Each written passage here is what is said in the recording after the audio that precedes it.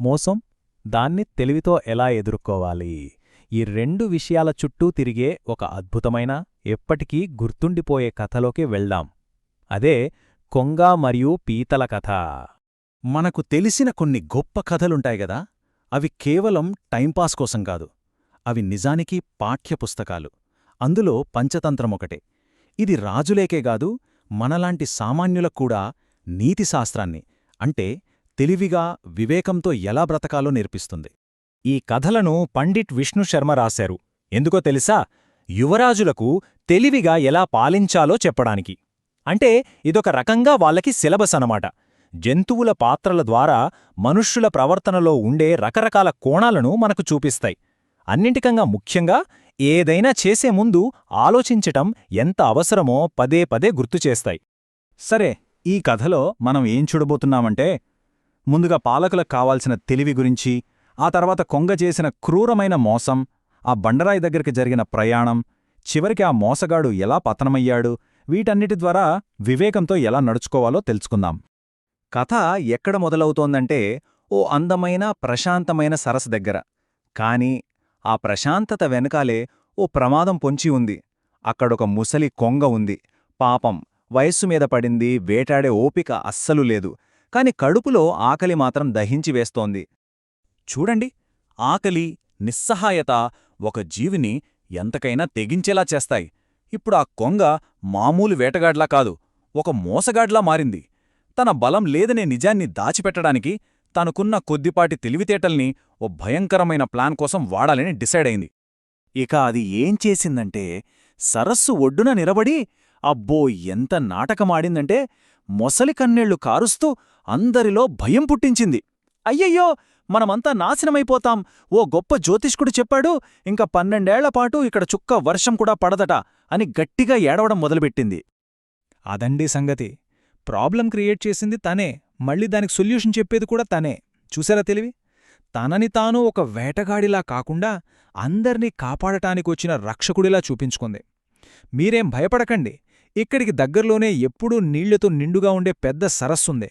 నేను మీ అందర్నీ ఒక్కొక్కరిగా అక్కడికి తీసుకెళ్తా అని పెద్ద హామీ ఇచ్చింది. ఇంకేముంది, సరస్సులోని జీవులన్నీ భయంతో వణికిపోయాయి. ఆ భయం వాటి ఆలోచించే శక్తిని మొత్తం లాగేసుకుంది. కొంగ చెప్పిందంతా నిజమని గుడ్డిగా నమ్మేశాయి. ఒక్కరంటే ఒక్కరు కూడా ఇది నిజమేనా అని అడగలేదు. పైగా నన్ను ముందు తీసుకెళ్ళు, కాదు నన్ను అంటూ ఒకదానితో ఒకటి పోటీ పడటం మొదలుపెట్టాయి. వాటి ప్రాణాలను అవే ఆ మోసగాడి చేతిలో పెట్టేశాయి. అందరూ ఇలా భయంతో ఏది మంచో ఏది చెడో తెలుసుకోదేని స్థితిలో ఉన్నప్పుడు మన కథలోకి అసలైన హీరో ఎంట్రీ ఇస్తాడు. అదే పీత. అది కూడా కొంగ దగ్గరికి వెళ్లి సహాయం అడుగుతుంది. కాని దాని ప్లాన్ వేరు. ఇక్కడి నుండే కథ మొత్తం మలుపు తిరుగుతుంది. అసలా కొంగ చేస్తున్న రక్షణ కార్యక్రమం ఏంటో తెలుసా?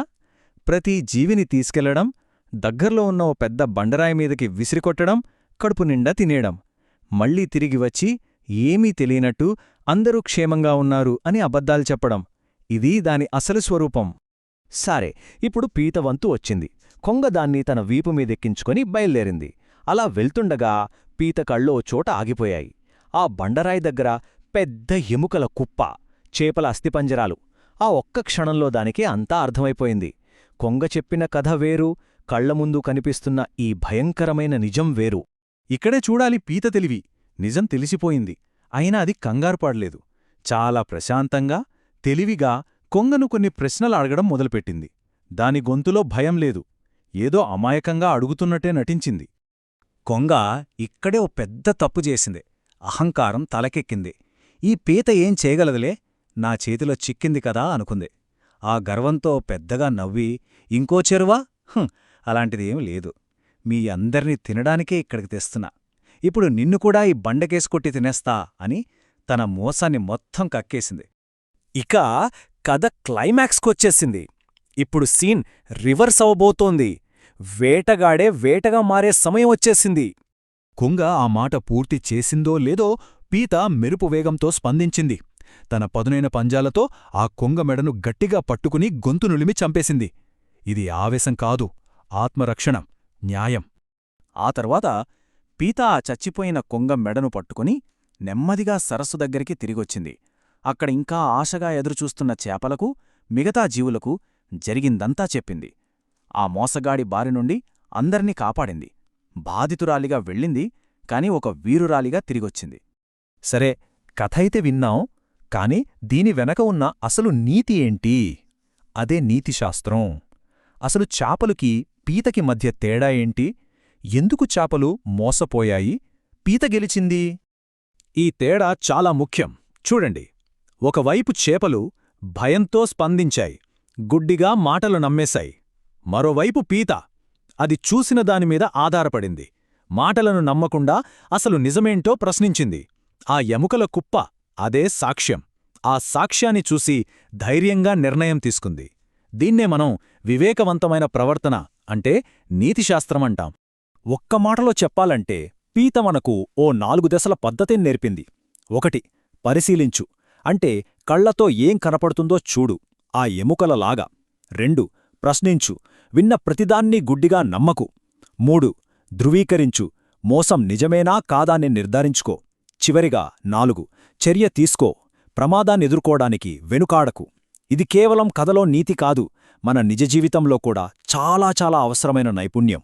సో ఈ కథలో మనకు స్పష్టంగా అర్థమయ్యే నీతి ఏంటంటే, మోసం చేసేవాడు చివరికి తను తవ్విన గోతిలో తానే పడతాడు. కొంగును చూడండి, తన తెలివికి అహంకారం తోడైంది. తన ముందున్న పీతను చాలా తక్కువ అంచనా వేసింది. ఆ అహంకారమే దాని చావుకు కారణమైంది. మోసగాళ్లు ఎప్పుడూ తామే తెలివైన వాళ్లమనుకుంటారు, కాని అదే వాళ్ల పతనానికి దారితీస్తుంది. ఈ కథ ఎప్పుడో రాసింది కావచ్చు, కానీ అది నేటి మన ప్రపంచానికి ఒక పెద్ద ప్రశ్న వేస్తోంది. చుట్టూ ఎన్నో అబద్ధాలు, ఎన్నో ఆకర్షణీయమైన వాగ్దానాలు. ఇలాంటి టైంలో మనం చేపల్లా భయానికి లొంగిపోవాలా, లేక పీతలా వివేకంతో వ్యవహరించాలా? మన జీవితంలో ఎదురయ్యే ఆ ఎముకల కుప్పలను, అంటే ఆ ప్రమాద సంకేతాలను సమయం మించిపోకముందే ఎలా గుర్తించాలి? ఒక్కసారి ఆలోచించండి.